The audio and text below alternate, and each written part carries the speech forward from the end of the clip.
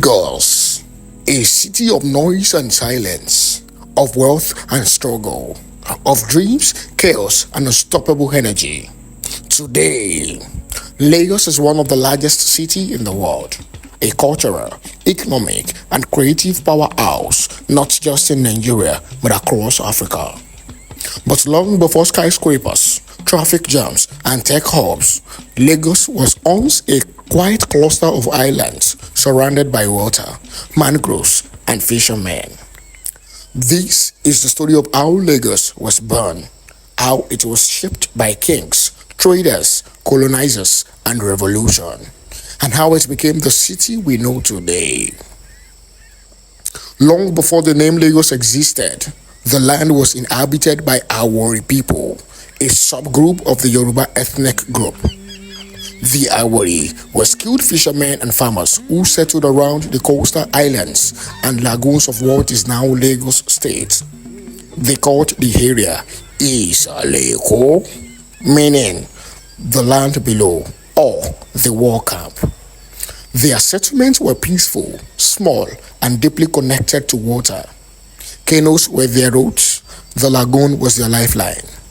At the center of this early society was a ruler known as the Olofin, believed to be the first leader of the Awori people in the region. But peace would not last forever.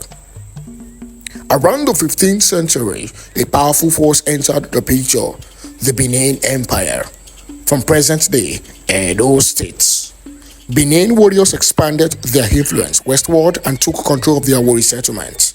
Under Benin rule, the settlement became known as Eko, a name that still survives today in the Yoruba language.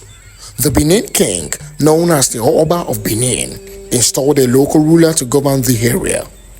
This ruler would later become known as the Oba of Lagos.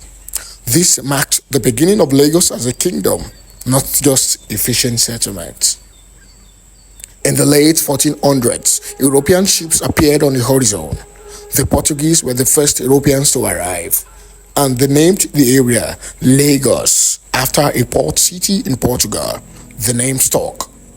At first, trade was simple: pepper, ivory, palm oil, and textile, but soon a darker chapter began. By the 17th and 18th centuries, Lagos had become a major hub in the transatlantic slave trade. Thousands of enslaved Africans were shipped from Lagos port to the Americas. One of the most powerful figures during this period was Oba Akitoye, and later Oba Kosoko, whose reign became deeply tied to the slave economy. But change was coming.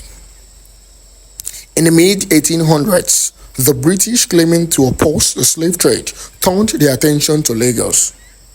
After political conflicts and military pressure, the British bombarded Lagos in 1851, removed Oba Kosoko, and reinstalled Oba Akitoye, this time under British influence.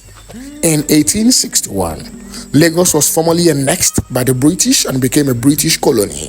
From that moment, Lagos began to change rapidly. Roads were built, railways were introduced, Western education spread, Christian missions arrived. But colonial rule also meant loss of sovereignty, economic exploitation, and cultural disruption. In 1914, Nigeria was amalgamated, and Lagos became the capital of the new nation. The city attracted people from every part of Nigeria: Igbo traders, Hausa merchants, Yoruba artisans, and others, turning Lagos into a truly multi-ethnic city. This diversity gave Lagos its unique identity: loud, fast, competitive, and creative. Lagos became the center of politics, media, education, activism. It was here that Nigerian nationalism grew. By the 1940s and 1950s, Lagos was the heartbeat of the independence movement. Figures like Nnamdi Azikiwe, Obafemi Awolowo, and Albert Macaulay used Lagos as their political base. On October 1st, 1960, Nigeria gained independence, and Lagos stood as the proud capital of a free nation. After independence, Lagos grew at an explosive rate. Rural migrants poured in, industries expanded, housing struggled to keep up. Slums emerged alongside luxury neighborhoods. Traffic worsened, infrastructure became strained, yet Lagos kept moving. In 1976, Lagos officially became a state, and in 1991, Nigeria moved its capital to Abuja, but Lagos never lost its influence. Today, Lagos is Africa's leading tech hub, the heartbeat of Afrobeat and Nollywood, one of the fastest growing cities on earth.